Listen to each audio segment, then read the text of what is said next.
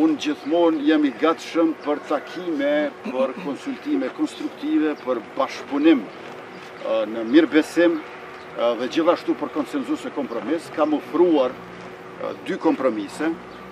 I pari është ai që t'i delegojnë përfaqësuesit partit politike dhe me atë rast, nëse nuk e duan votimin e fshehtë, ta rrëzojmë atë komision me vot, sepse pa vot nuk rrëzohet, me bojkot nuk shkohet përpara.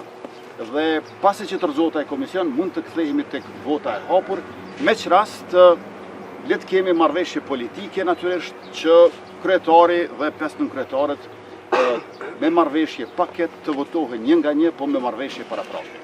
Ose kompromisi tjetër është ofruar një anshëm nga kandidatja jon Albulena Haxhiu, e cila, siç e dini, ka deklaruar të premten që nëse nuk votohet me votim të fshehtë, nuk do të ketë nevojë të votohet 2 herë për të. Ajo tërhiqet.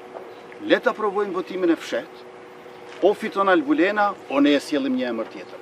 Nuk e kuptoj pse gjithë kjo rezistencë e partive opozitare kundër votimit të fshehtë, kur dihet që me 9 shkurt qytetarët e Republikës Kosovës kanë votuar me votë të fshehtë, të lire, demokratike dhe e kanë bërë vetëvendosin fituese. Ne I kemi 48 deputet, PDK-ja 24, LDK-ja 20, pra PDK plus LDK nuk bojnë sa vetëvendosja. Kjo është fakt I jetës, fakt demokratik me të cilën duhet të pajtohet.